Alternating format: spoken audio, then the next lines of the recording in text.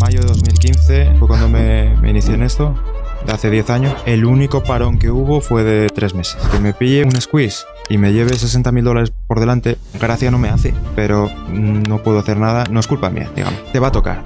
Alguna vez cada X tiempo te va a tocar. Llegué a este mercado después de 3 años de observación de gente que estaba en él. Me demostraron a base de consistencia que algo había que merecía la pena mirar, porque no podía ser que justo los mejores traders del mundo, por lo que sea, estuviesen aquí. Y al final, pues cuando te metes, indagas y todo esto, ya llegas a ver el porqué, y el porqué tiene tanta lógica que asusta. Y dices, ¿cómo he podido estar tantos años delante de esto y no verlo? O sea, ¿hasta dónde crees que el mercado te puede dar? Yo creo que me puede dar más de lo que le voy a sacar. Hay personas aquí que han pasado las 7 cifras en un día.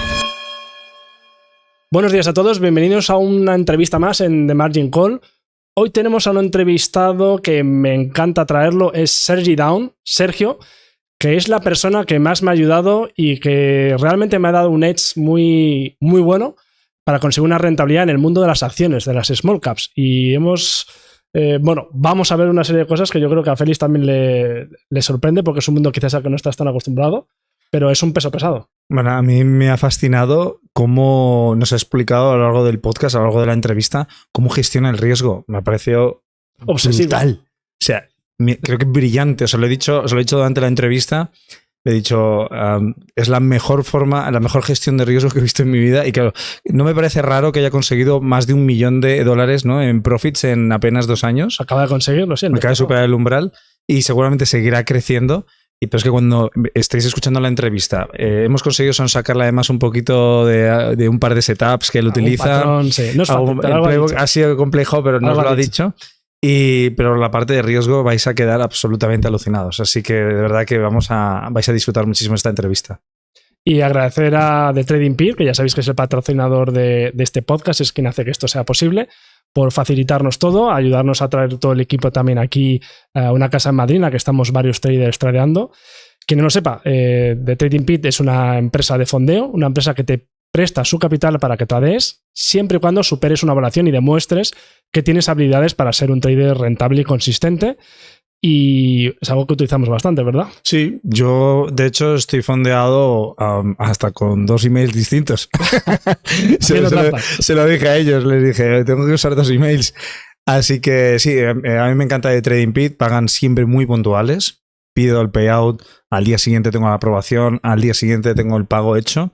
Además, el abanico de plataformas que tenemos disponibles para operar futuros, CFDs, y además hay una waitlist que a lo mejor ya cuando estéis viendo esta entrevista quizás ya esté incluso ya en funcionamiento para hacer trading con acciones. Sí. Así que, bueno, si tenéis interés en registraros en The Trading Peer, ni siquiera en comprar una evaluación, podéis registraros en el enlace que tenéis en la descripción de este vídeo. Y de verdad, y esto vamos a empezar a hacer el disclaimer siempre, porque parece que si no funciona. No nos llevamos nada de ese enlace. Es simplemente esta experiencia. Es decir, ellos financian este podcast. Y gracias a ellos podéis ver a Sergio. Y gracias a esto hemos podido entrevistar a Sergio. Así que bueno, vamos con él. Vamos a verlo. Sergi Down, por fin te tenemos por aquí. Muchas gracias por venir. Es una entrevista muy demandada. Tengo muchas preguntas. Bueno, nada, tío, antes de nada, daros las gracias a vosotros.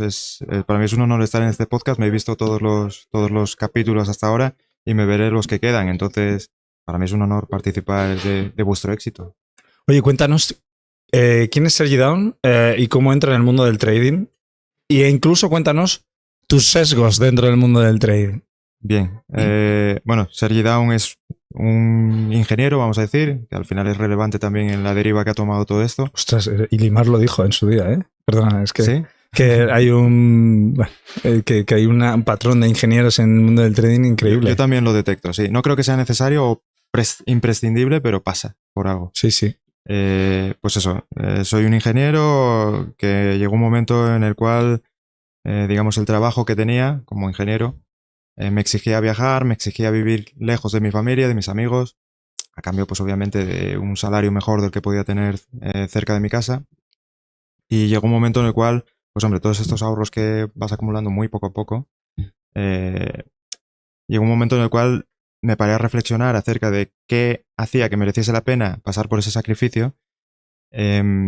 y me di cuenta de que la manera de hacer que compensase era invertir el dinero en algo que me diese realmente retornos, no simplemente pasar mi juventud, mis mejores años, los 20 y pico, en países o en sitios donde no quería estar, a cambio de un dinero que no me estaba produciendo nada más. Entonces, con eso, pues uno se pone a ver opciones, siempre surgen un montón de ideas por internet, la mayoría, me acuerdo de una muy graciosa, granjas de caracoles, que la llegué a considerar, sí, sí. Caracoles normales. Sí, Bueno, para comer, ¿no? sí, Sí, sí. para comer. Bueno, al final ninguna idea me convencía, ninguna idea me permitía realmente hacerlo mientras mantenía el trabajo. Y entonces apareció el trading, esto de con un ordenador en cualquier parte del mundo, poder empezar, yo que sé, poder rentabilizar tus ahorros y encima maximizarlos. Porque, claro, lo que te venden al principio no es a nivel inversión, es a nivel convierte tus $100 en 1.000.000. Sí, hazte rico. Claro, claro. Entonces, bueno, eso obviamente fue lo que me atrajo, encajaba en la situación que tenía en el momento y todo. Y así fue como llegué al trading. Y la segunda parte de la pregunta no me acuerdo. Sí, no, ¿y cuál es tu sesgo dentro del mundo del trading? Es decir, ¿cómo ha sido tu evolución y ¿Hace cuánto? ¿Y por qué lo has enfocado? Claro. ¿Cuánto llevas ya en esto? En mayo de 2015 fue cuando me inicié en esto, hace 10 años. Pero 10 años, como hablamos con otra invitada, ¿no? ¿Que 10 años de verdad o has ido saltando y dejándolo? Yo creo que el único parón que hubo fue de 3 meses. En 10 años. Uf. Sí. El único parón absoluto de decir, esto ya lo doy por imposible, me centro en otra cosa, en mi trabajo, qué sé yo, voy a intentar ser feliz de otra manera, porque por este camino veo que no lo estoy consiguiendo. Fue eso, 3 meses o así hasta que, bueno, lo retomé y... ¿Y qué te hizo retomarlo después de 3 meses? Mi actual mujer, de hecho. Sí, mi actual mujer, porque de aquella nos acabamos de conocer, éramos novios y, bueno, estaba pasando un momento personal un poco complicado. Y como que no tenía ganas de seguir con este reto del trading, veía que no estaba avanzando y no tenía la motivación para seguir más por ese mismo camino.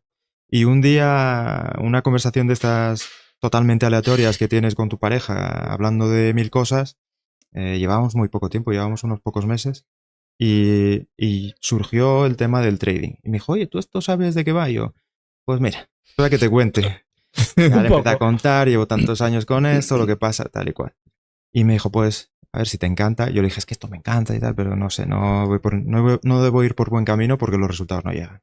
Y me dijo, pues si te encanta, deberías retomarlo, deberías seguir intentándolo, seguir persiguiendo el sueño, ¿no? Y pues por esas palabras lo retomé hasta hoy. Ahí seguías trabajando para terceros, ¿no? Correcto, sí, sí. ¿Y qué hacías antes de empezar a lograr esa consistencia, esa rentabilidad? ¿Y qué hiciste después? O sea, ¿cómo has conseguido esa rentabilidad? Vale. Porque, ¿de qué rentable estamos hablando? Bastante. Esto vamos a entrar en cifras porque son para quitar el hipo. Pero ¿de dónde vienes y qué estás haciendo ahora exactamente? ¿Dónde has tenido ese éxito? Vale. Bueno, el camino yo creo que fue el que ha seguido la mayoría de los que se inician en el trading. Empecé por Forex. Estaría, pues no sé, un año y medio, 2 años con Forex. Y ahí empecé a hacer mis primeros pinitos con trading algorítmico. Además, buscando explotar ineficiencias en torno a noticias. Mi primer trade, de hecho, que lo posté hace poco en mi perfil de X, fue operando la noticia de los tipos de interés del Banco Central Australiano. ¿En Forex? Sí, sí, sí.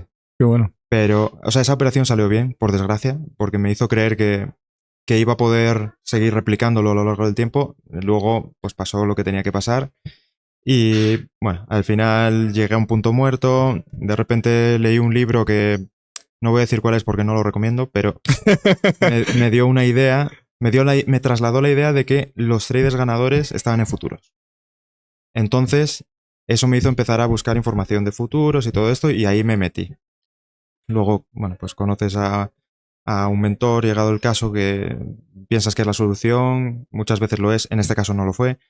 Te das otra vez 1000 cabezazos contra la pared con futuros, vuelves a intentarlo por la vía algorítmica porque pues ya lo intentaste en Forex, no funcionó, pero a lo mejor aquí sí. Y el caso es que nunca llegué a tener nada lo suficientemente bueno como para permitirme soñar en la vida que quería, en lo que quería realmente obtener del trading. Entonces, siempre pensaba, para tener resultados mediocres, pues no sé, simplemente invierto a largo plazo y no he hecho 1000 horas todos los días y paso todas las penurias que hay que pasar porque no compensa. Tú has venido a sacar la pelota del estadio. ¿Por qué? No digo que has venido a sacar la pelota del estadio. con el que hacer un estoy- home- no, un pues home aquí, run, digo, claro.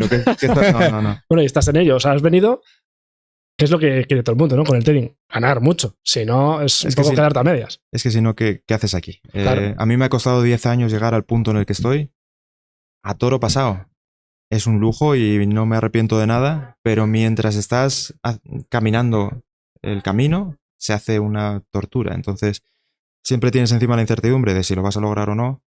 Esto es estrés añadido, es incertidumbre añadida y la posibilidad es real de que no lo logres. Es estadísticamente más probable que no lo logres a que sí lo logres. Entonces, claro, si cuando lo logras te quedas aquí, pues a lo mejor te tienes que plantear si esto es lo tuyo, porque hay muchas profesiones, hay muchos, qué sé yo, negocios que te pueden dar mucho más con mucho menos esfuerzo.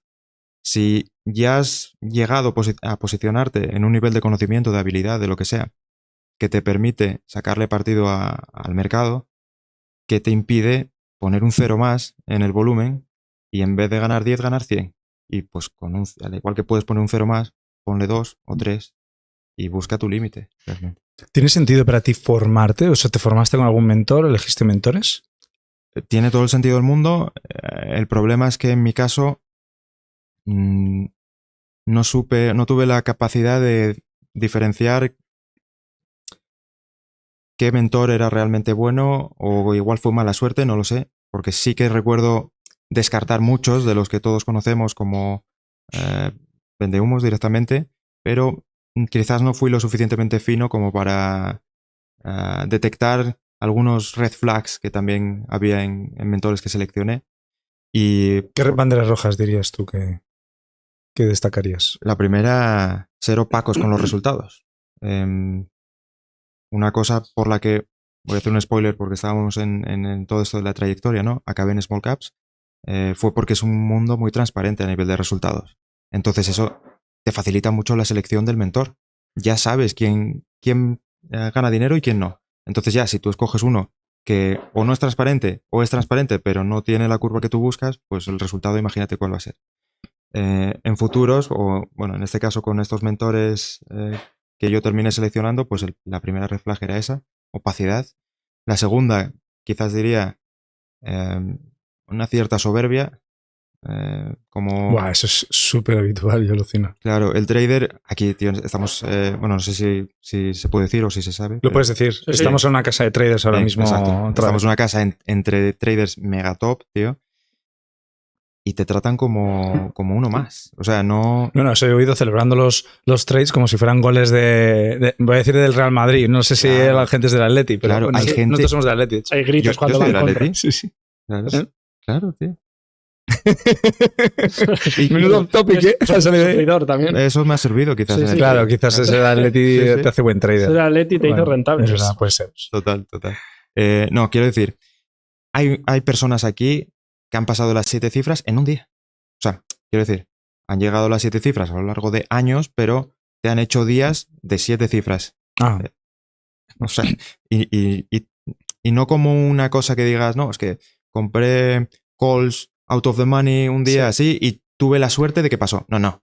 Es gente que sabe lo que hace y pues pone lo que hay que poner encima de la mesa para que esas cosas sucedan, ¿no? Y estar al lado de gente como esa, que realmente se pasó el juego a niveles que ni podemos soñar, y ver cómo te tratan como iguales y ver cómo se expresan con humildad, con naturalidad respecto a sus propios éxitos. Si no te dicen sus resultados, los ves por la calle y son personas que pasan desapercibidas, tío.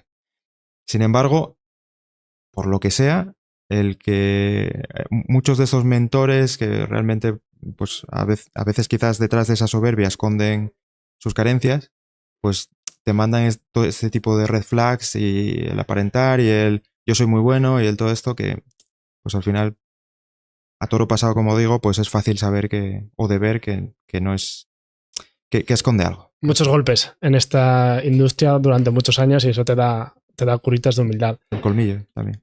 Vamos al grano. ¿Qué has hecho ¿Cómo has conseguido ser rentable? ¿En qué mercado y por qué? ¿Qué hay detrás de ello? ¿Qué rentabilidad has logrado? Eso es. Y luego hablamos ¿Cuánto dinero? danos un poquito de Bien. cifras. Sí, sí. Bien, yo opero small caps, acciones americanas de pequeña capitalización, de bajo float.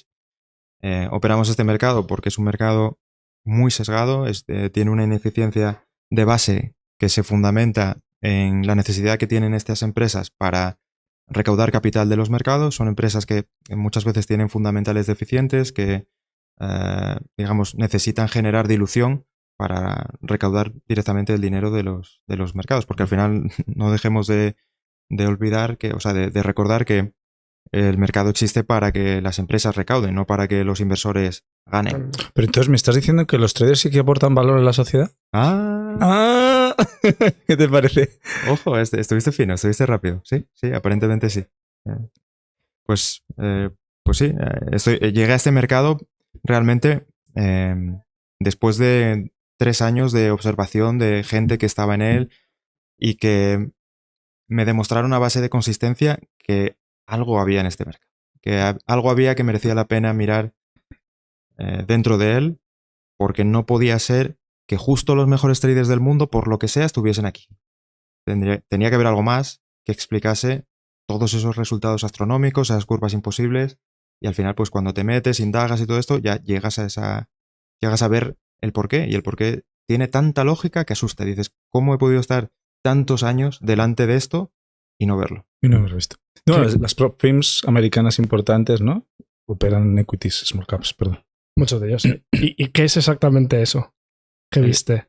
Lo de la dilución, pero ¿cómo se traduce eso en un gráfico? ¿Qué es lo que ves tú en el gráfico que te da tanta ventaja? Son empresas que están condenadas a desaparecer y de repente un día, por el motivo que sea, por una noticia o incluso ni eso, se disparan ponle el número que quieras por ciento, pero el número que quieras es un rango de entre el 20 y el 2000%. Se disparan en cuestión de minutos o quizás va desarrollando el precio por horas y al final llega un momento que, claro, ya no queda nadie que quiera comprar eso y se hunde porque entre que la ineficiencia está más que exagerada, que la empresa pierde dinero, que empiezan a lanzar herramientas de dilución, que los short sellers como yo, pues ya estamos al quite y sabemos que eso no tiene ni pies ni cabeza y empujamos el precio hacia abajo, pues al final lo que termina pasando, en la mayoría de casos, que no en todos, es que el precio termina cayendo y ahí es donde está la ineficiencia que explotamos y que, ojo, algunos explotan en el lado largo. No quiere decir que solamente se puede aprovechar desde el lado corto, pero pues digamos, el modo fácil del juego es el lado short. Sí, hay riesgos, ¿no? Sí. Hay varios eventos que te pueden hacer mucho daño. Exacto. Has hablado de curvas imposibles. ¿Cómo es tu curva? ¿Qué rendimiento has tenido? Que creo que has conseguido un hito. Supera una cifra, ¿no? Sí. Bien, sí.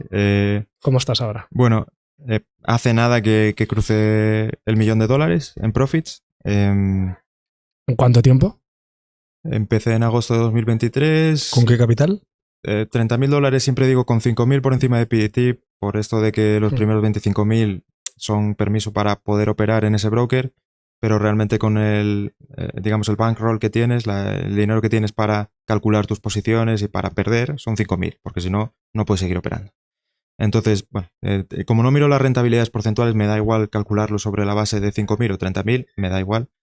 Pero sí, la cuenta era de 30.000 y esto fue desde agosto de 2023 hasta mayo del 2025, que fue cuando alcancé la meta. ¿Y en mayo qué obtuviste? El mes de mayo, ¿cómo fue? Pues creo que unos $236.000. ¿Tu idea es seguir una progresión de este tipo? O sea, ¿hasta dónde crees que el mercado te puede dar? Yo creo que me puede dar más de lo que le voy a sacar. Quiero decir, Vas a frenar antes, quizás. ya he empezado a decelerar. Ya llega un momento que para mí no tiene sentido seguir apretando el acelerador con los riesgos de cola a los que uno se expone haciendo short selling, que sí, tú pones tus stops y todo lo que quieras y tienes tu max loss a nivel de broker que te protege. Sí, sí, sí. Pero puede pasar algo. Claro, puede pasar algo. Entonces llega un momento en el cual ya, digamos, yéndome a mi caso, he hecho 1 millón en profits. quizás podrías decir que los primeros $100.000 o los primeros $200.000 te mejoran la vida de una forma más palpable. Cuando ya llevas 1.000.000, los siguientes 100 y los siguientes 200 tampoco te cambian nada. Entonces, siendo como soy una persona que tampoco tiene grandes ambiciones materiales, ¿qué sentido tiene seguir exponiéndote a un riesgo que cada vez es mayor porque tus nominales cada vez son mayores? Y sin disfrutar el dinero. Claro, a cambio de algo que no voy a aprovechar realmente. Que sí, hombre, para tus hijos. Bueno, no tengo hijos de momento.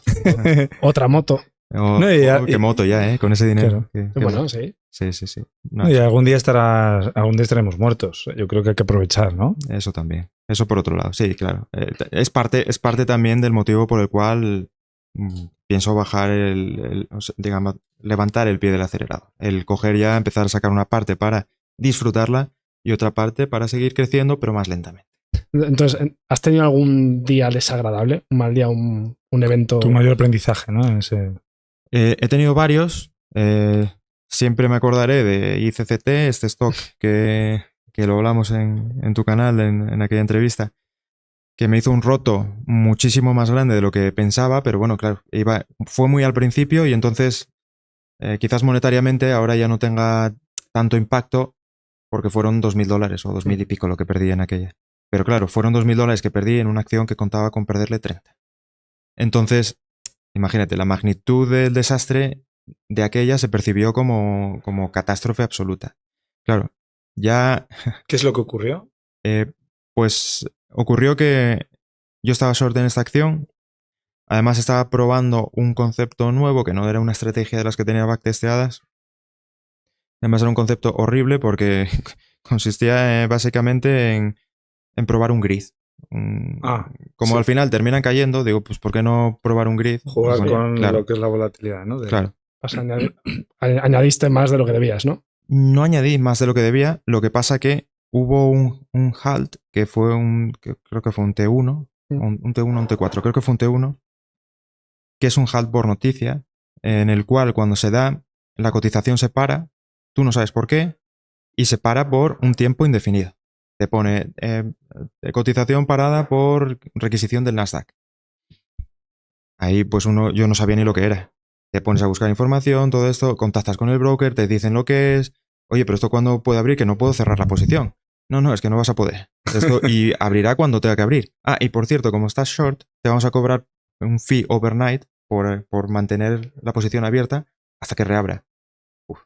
Esto no me gusta, ¿sabes? O sea, y si reabre un 1000% por arriba, ya luego te pones a preguntarle a gente más experimentada. Y yo recuerdo escuchar a Edu Trades, que luego, si queréis, hablamos un poco de él. Fue con quien me inicié en este nicho. Él tenía una posición long. Entonces, cuando hubo ese halt, él se quedó enganchado en long. Y yo recuerdo que él decía, me engancharon, esto va a abrir en el suelo. Él pensaba lo contrario que yo. Yo pensaba, esto va a abrir en el cielo y me va a fastidiar. Él pensaba, esto va a abrir en cero y todo mi nominal se fue. Y además decía, no, además casi siempre que pasa esto, reabren muy abajo. Y yo ya me empecé a hacer la idea, bueno, pues triunfé. Al día siguiente, la acción reabre.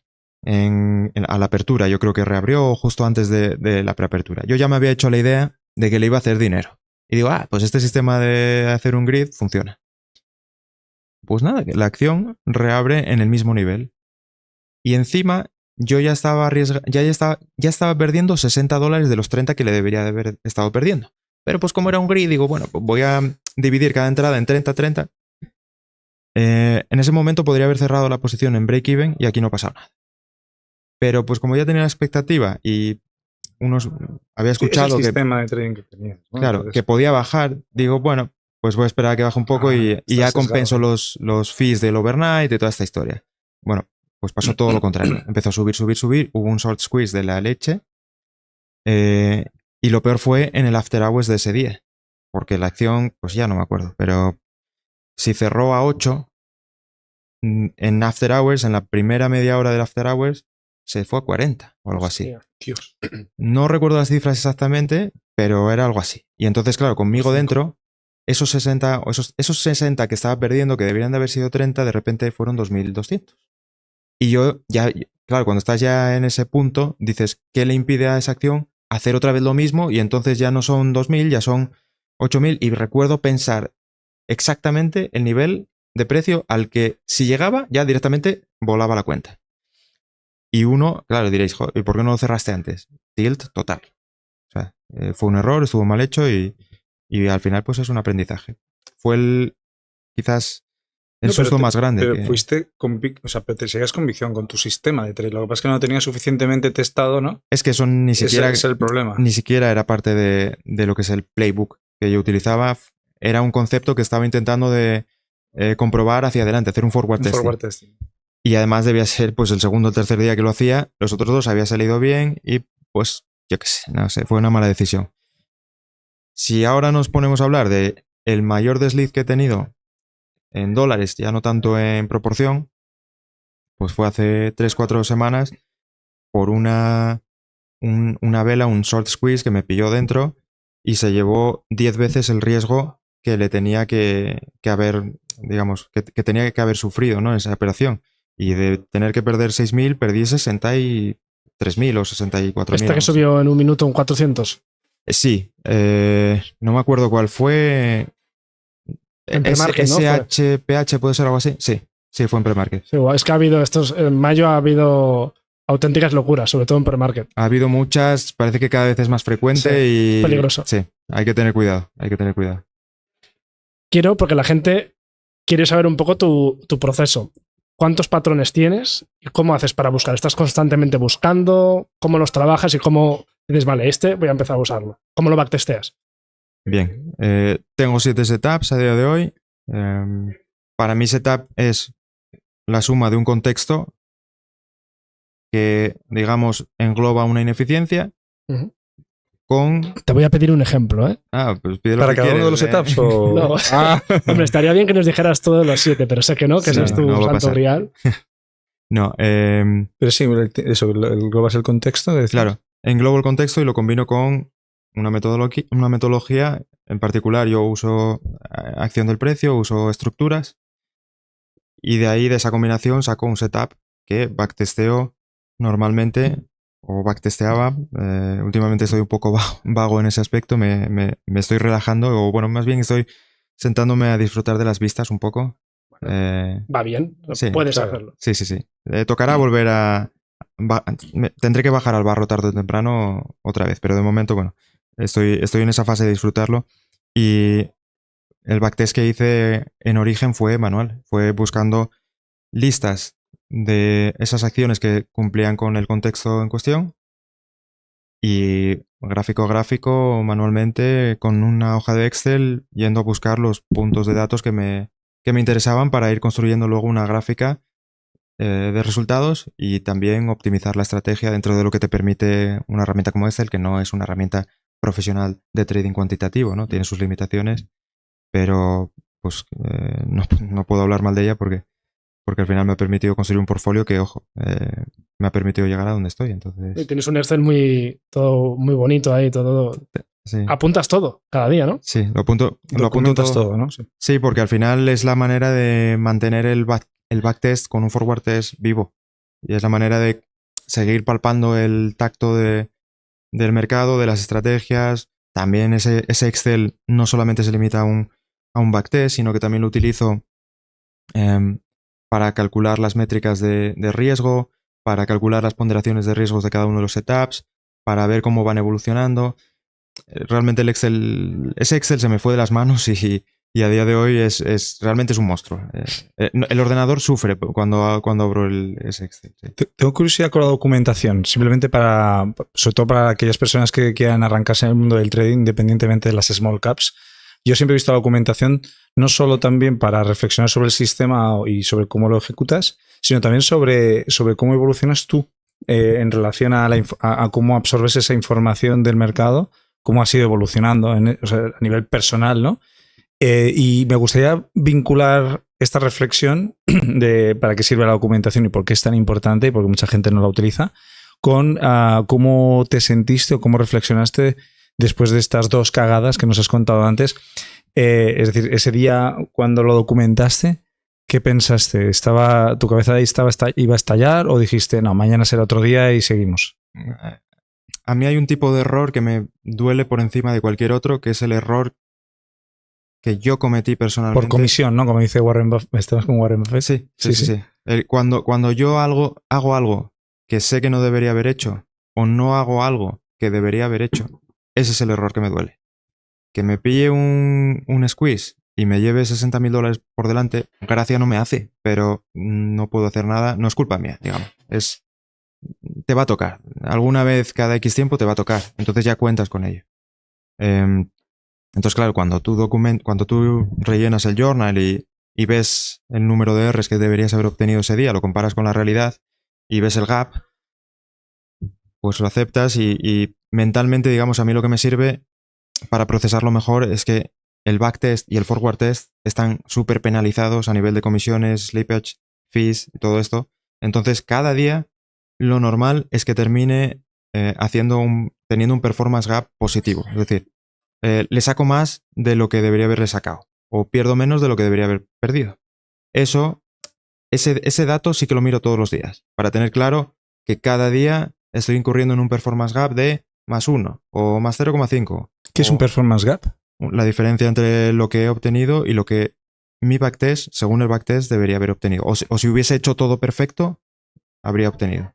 Entonces, como está tan penalizado el backtest, sucede este fenómeno en el cual termino teniendo un performance gap positivo. Es decir, gano más de lo que mi backtest piensa. Pero claro, ese performance gap se va sumando y al final a mí lo que me da es un crédito mental para cuando pasan cosas como esta, digo, bueno, tenía aquí no sé cuántas Rs acumuladas del backtest que van a pagar este capital mental que acabo de perder. Y ya está, y ahí se queda. Margen de seguridad, ¿no? Pues lo considerarías como margen de seguridad a largo plazo. Sí. ¿Considerarías tu cuenta de trading como un ETF, un fondo indexado? Como a largo plazo, como un activo de inversión. Lo digo por cómo estoy escuchando, cómo tratas la curva, ¿no? ¿La vas a hacer crecer a infinito? Bueno. No. ¿O vas retirando? No, voy retirando, ya empecé a retirar hace tiempo. Tardé mucho tiempo en hacer mi primer retiro, pues porque por suerte no necesitaba el dinero que estaba generando para poder cubrir los gastos del día a día. Pero bueno, ya llegó un momento en el cual, joder, tampoco tiene sentido, ¿no? ¿Hasta cuándo los tiras? Claro.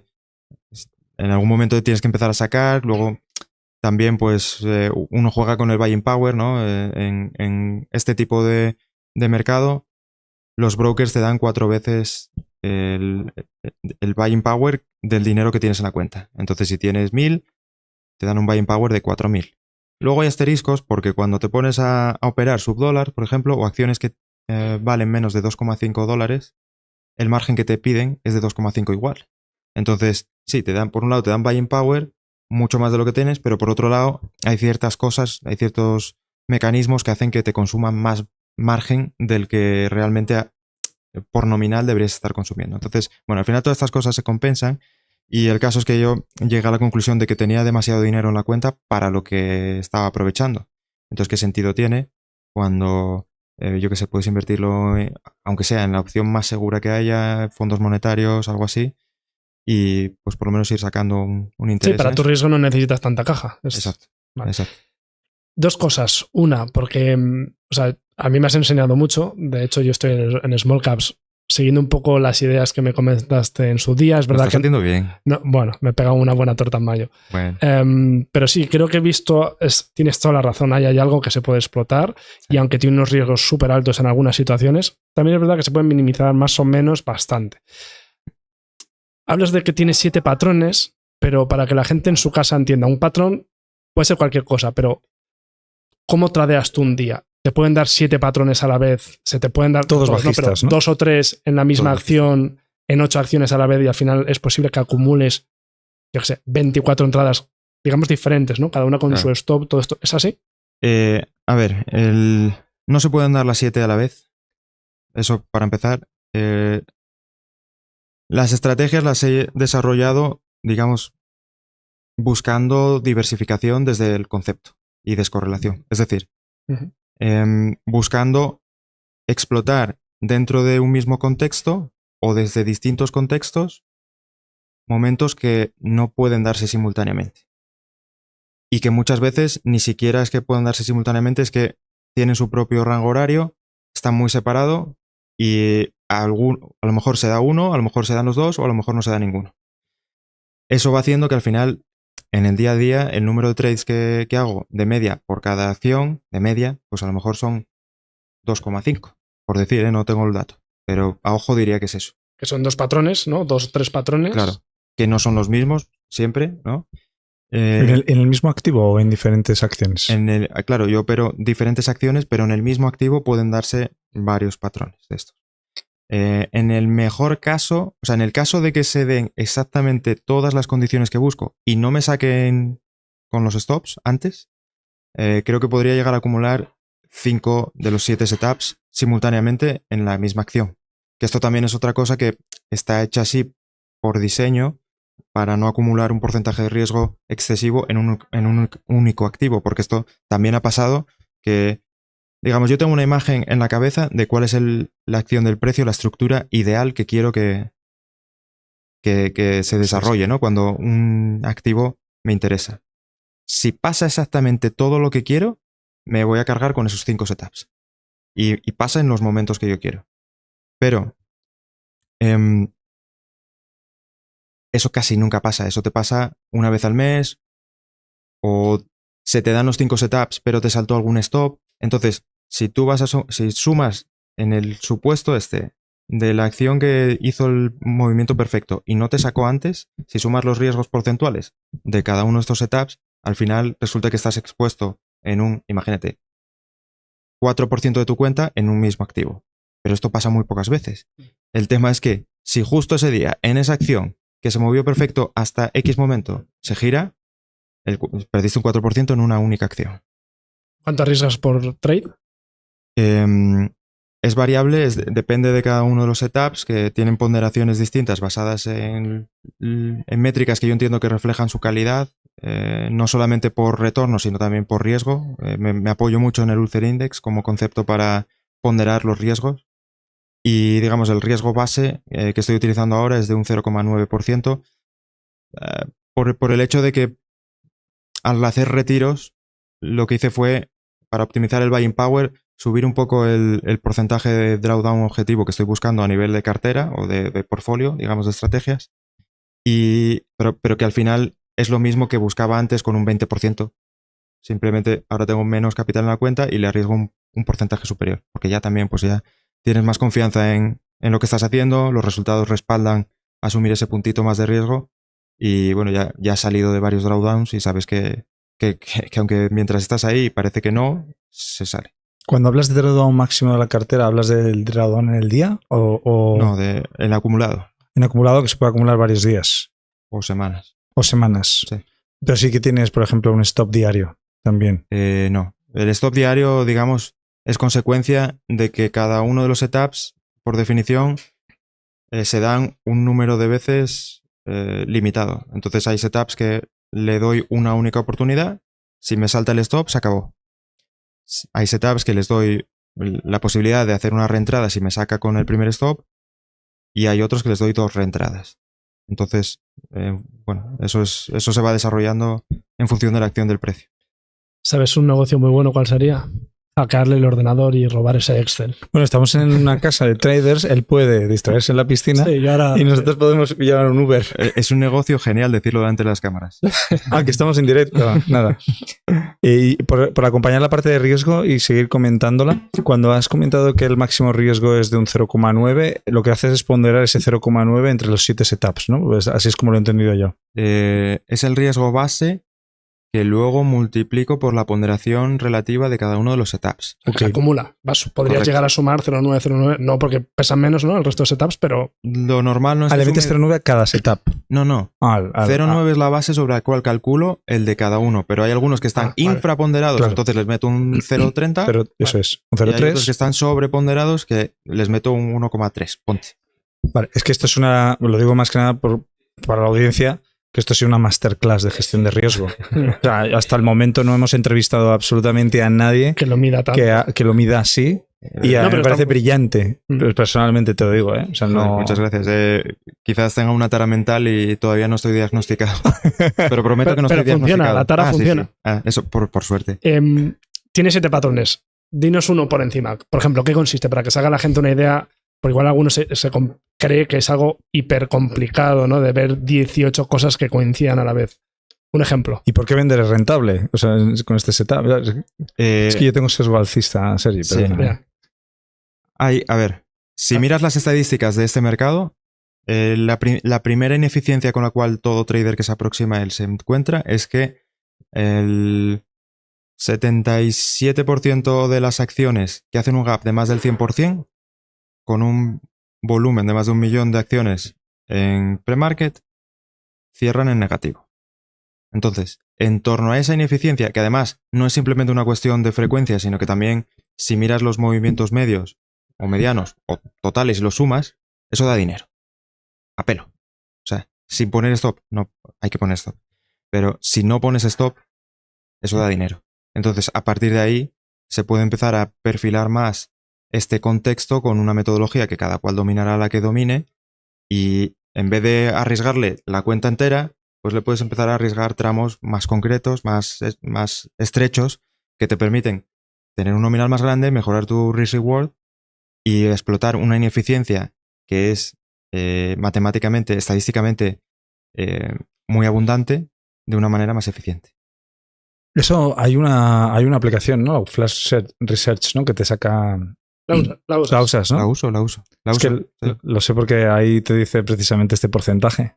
Sí, a ver, muchas de las estadísticas que utilizo para definir contextos vienen de ahí. De Flash. De Flash. Tuve la suerte quizás de que Flash nació poco después de que mi yo short seller nació también, porque hasta entonces estaba recabando esas estadísticas de manera manual y apuntaban en la misma línea, pero no tenía tanto histórico. Entonces la convicción que tenía era menor. Que surgiese Flash para mí fue una ayuda muy grande en ese sentido, porque reforzó la idea que yo ya estaba empezando a ver que existía detrás de estos gaps. Ahora me quiero lanzar a la parte emocional o psicológica, ¿no? Del trading small caps, o tal como lo has vivido tú. Dentro de tu evolución, has comentado, Sergi, de que has estado en Forex, no sé si has estado en cripto, pero... Sigo estando, de hecho. Sí, es verdad que estábamos invertidos en la misma cripto tú y yo. Además... Todo lo que se mueva le damos. Sí. A pampearla, venga. Sí. Bueno, esto ya es complicado, que ya esta la tiene que pampear ya un brazo más fuerte, yo creo. Hay alguno de esos aquí. Sí, no, hay algunos que podría pampearla. Bueno, que has hecho trading con todos, ¿no? Has sufrido muchos palos, pero sin embargo, estás operando small caps con éxito porque se ha ajustado a ti. Coincidencia, yo creo que no es una coincidencia que justo haya sido el último activo al que le hayas dado, o el último mercado al que le hayas dado la oportunidad para hacer trading y empieces a ser rentable, es decir, traes muchísimo aprendizaje, muchas hostias, mucho valor de experiencias que has vivido operando otros mercados.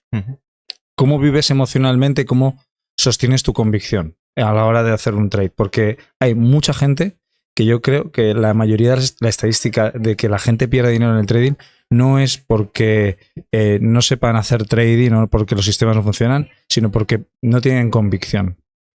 A ver, la convicción te la da la estadística, la ineficiencia. O sea, cuantificar la ineficiencia es lo que te da la convicción luego a ti para tomar un trade, salirte estopeado y saber que es simplemente estadística, que te va a pasar y a lo mejor hay un día, a lo mejor no, hay días en los cuales nada funciona.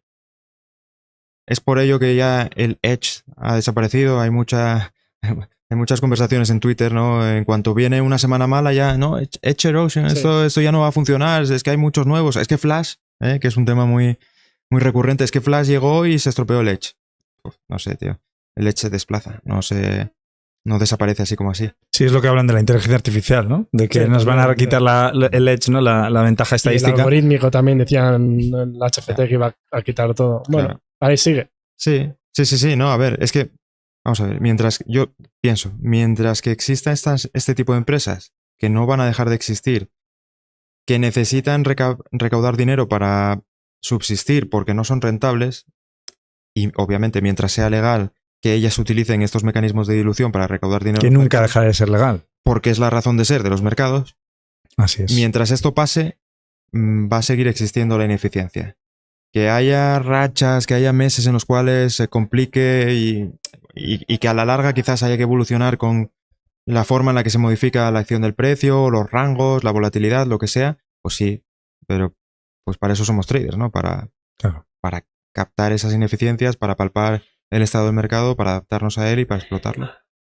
Te quería preguntar, hablando de ineficiencias, que estás justo comentando sobre ellas, ¿has detectado ineficiencias no en estructura de precios, sino en temporalidad? Es decir, has localizado, porque claro, estás comentando, o sea, es que hay una cosa que está dándole vueltas, porque claro, el problema es que hay mucha gente que piensa, y es en parte cierto, que si quieres convertir el trading en algo, o sea, en tu profesión tienes que dedicarle mucho tiempo.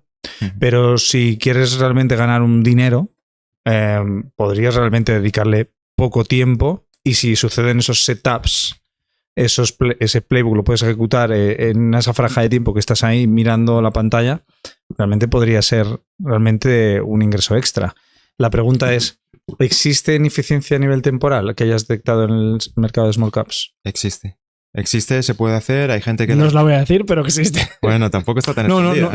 Claro, no te pregunto el setup per se, pero imagino que entonces formará uno de estos 7 setups, ¿no? Sí. Pues bien, ni me lo imaginaba. Sí. Pero sí que pues yo lo comento, por ejemplo, por uno, ¿no? Que yo me llamó la atención, que es, yo creo que como tengo un sesgo alcista, yo soy el contrario a ti, aunque no me importa meterme en corto, pero en reversiones a la media, generalmente a VWAP. Una cosa que me llama mucho la atención es que los short squeeze, o al menos un patrón temporal que detecto, es que los short squeeze suelen ser bastante probables cuando se va acercando ya el final del día, porque cuando empiezan a quedar 2 horas y media de cara al cierre de mercado, porque los cortos no se quieren quedar en el mercado y dicen, me piro de aquí antes de que cierre esto, porque y entonces se empieza a generar ese short squeeze. Claro. Y es temporal realmente, porque es... También depende el trader aquí dices, yo me salgo antes de que cierre el mercado. Son esas acciones que también ya han tirado mucho durante el día, ¿no? Están muy calentadas. Claro. A ver, es que al final la loca del día, la que hace el 1000%,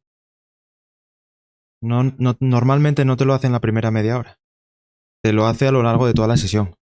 Y normalmente llega viva al final. E incluso en After Hours te puede hacer todavía otro empujón para el que tuvo la paciencia de esperar hasta el cierre y dice, voy a hacer un swing hasta mañana, que si no cayó antes ya caerá. Pues toma squeeze también. Toma swing. Vale, exacto. Bueno, fue el caso de ICCT que lo mencionábamos antes, ¿no? Fue ese mismo ejemplo. Un día que hizo gap, fue el halt al día siguiente se reanudó, corrió como loca y después en After Hours más todavía. Premio.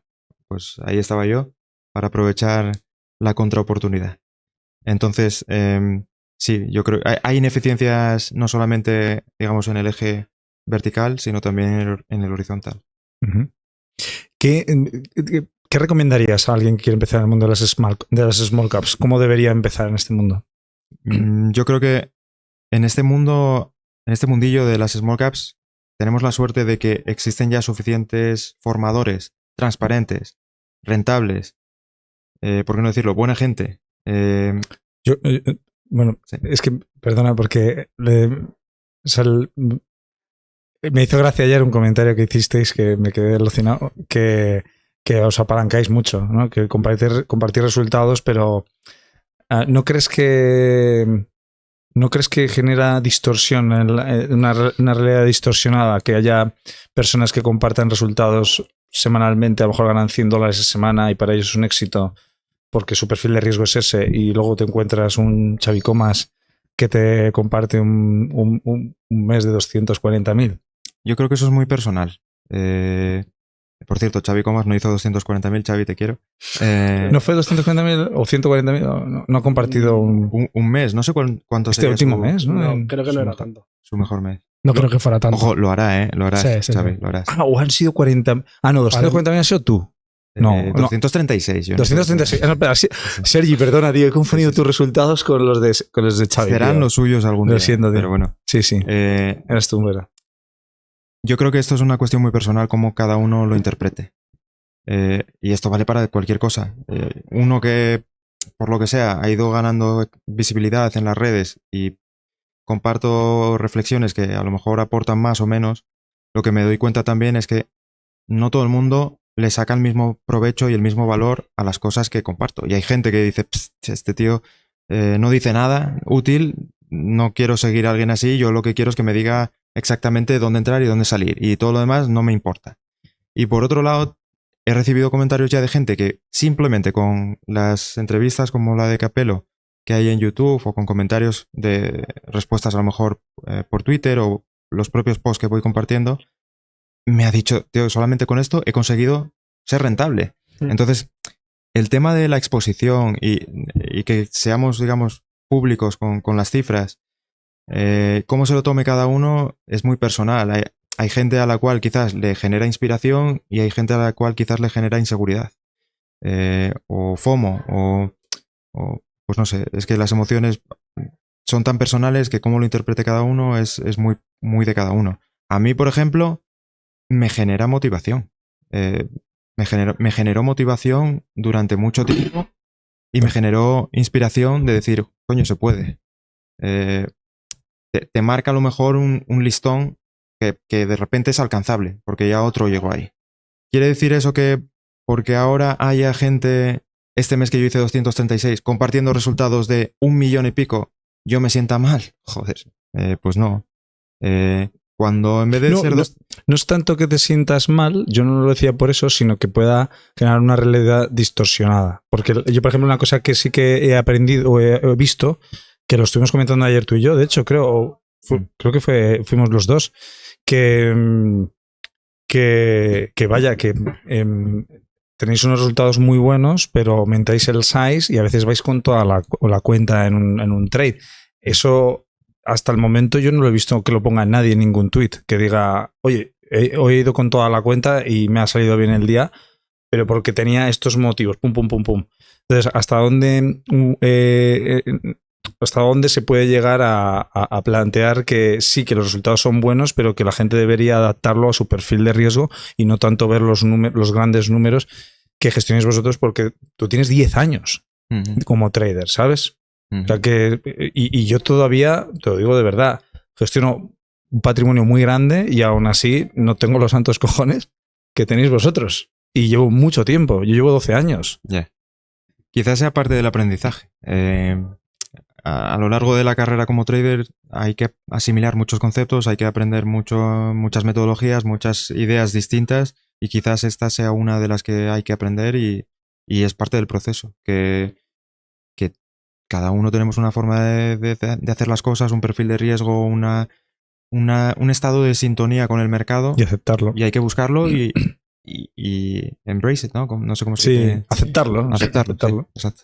De todas formas, a mí me parece bien. O sea, porque hay mucha gente que enseña resultados, la mayoría son falsos, son gurús de estos, pero los pocos que de verdad ganan tienen que enseñarlo. Porque realmente se puede ganar mucho dinero, pero sí que es verdad lo que tú dices, ¿no? Hay que... Oye, yo llevo aquí 10 horas al día, 10 años, y no es fácil. ¿Se puede? Sí.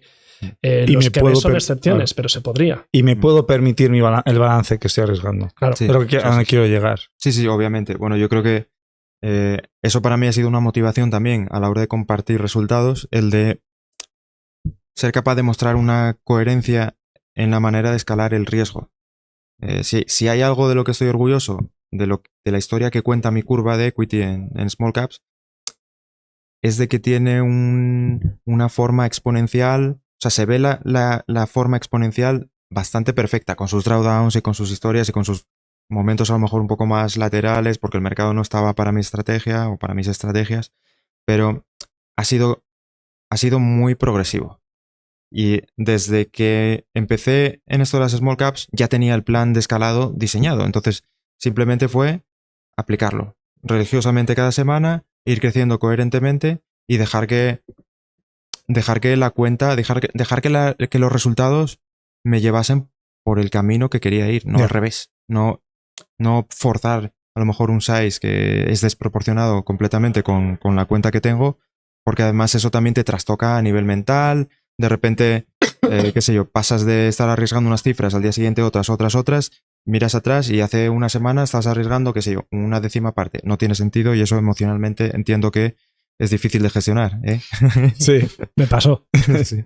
Bueno, ¿Y con cuentas fondeadas crees que se podría solucionar? ¿Qué piensas de las cuentas fondeadas? bueno, yo Pasa que para small caps no. Ya, pero bueno, a lo mejor los patrones que utilizas tú, Sergi, podrías... sé que es verdad que no hay dilución, empresas que dilución y tal. Sí, ahí está la clave, ¿no? Quizás yo soy del bando de las limitaciones que te ponen son demasiado... Anulan tu estrategia, quizás. demasiado restrictivas. Te ¿no? obligan a modificar una estrategia que si es rentable, ¿por qué la tengo que modificar? ¿Sabes? Y encima, esto lo metes en un mercado como es el de small caps, que las acciones que operamos normalmente valen entre 0,1 y 60 dólares. Bueno, perdón. Ni siquiera. $15.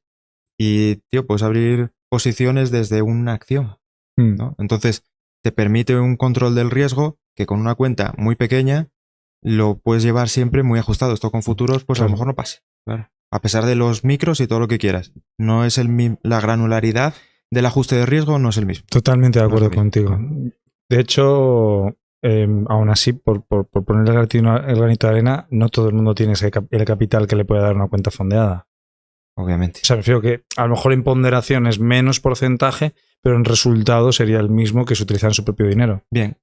Podría ser. Como contraargumento te diría que también por las mismas, este mercado con la volatilidad que tiene te permite obtener unas rentabilidades porcentuales que pasar de una cuenta pequeña a una grande en poco tiempo, en relativamente poco tiempo, es viable. Es Y hay viable. gente que lo hace y que lo muestra. Y bueno, yo en mi caso en febrero estaba en 1500 Total. y en abril en 30 y pico. Se vino Bueno, a un evento Y ahora mostró ya los resultados. en mayo mal, pero A bueno. ver, yo estaba boquiabierto con lo que hiciste. La verdad que lo hiciste. Era ir añadiendo ceros, como tú decías, Claro. demasiado rápido. Claro, pero yo ese mes llegó un momento en el que hasta me hiciste plantearme lo que yo estaba haciendo, porque digo, este tío ha aprendido demasiado rápido y además ya está como que ya digo, hostia, ya se pasó el juego el cabrón. Le tenía frita preguntas Yo, todos los días. yo invité a Álvaro, que vino a un evento que hicimos en Madrid y estaba lleno, había 180 personas. Hablé del progreso, estaban 7000 solo, me acuerdo, en abril. Y mostró los resultados y yo estaba ahí pensando, porque yo enseño a tradear futuros y CFDs,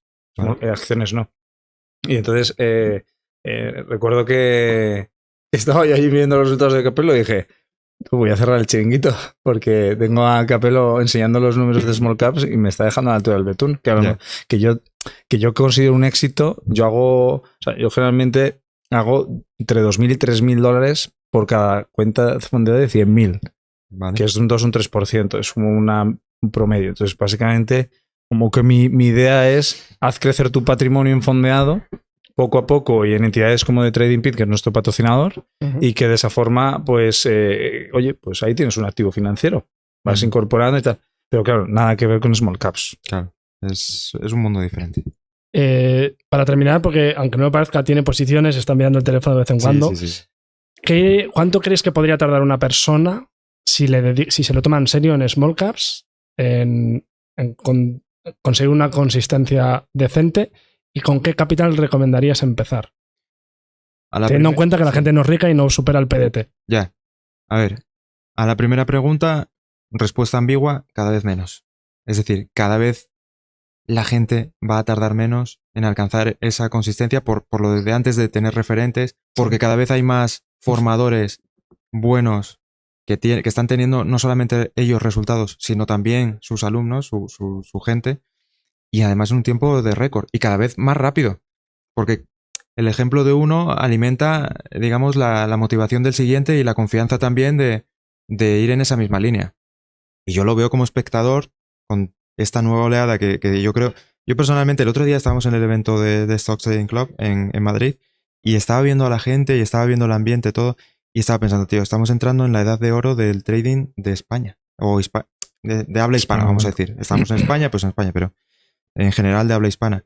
La cantidad de traders que están surgiendo rentables súper rápido en este mercado, digamos, aupados por estos nuevos formadores que, como insisto, son rentables, saben enseñar, no solamente son rentables, saben enseñar, lo que enseñan es, digamos, funciona y se puede aprender porque hay cosas que funcionan, pero es muy difícil de asimilar.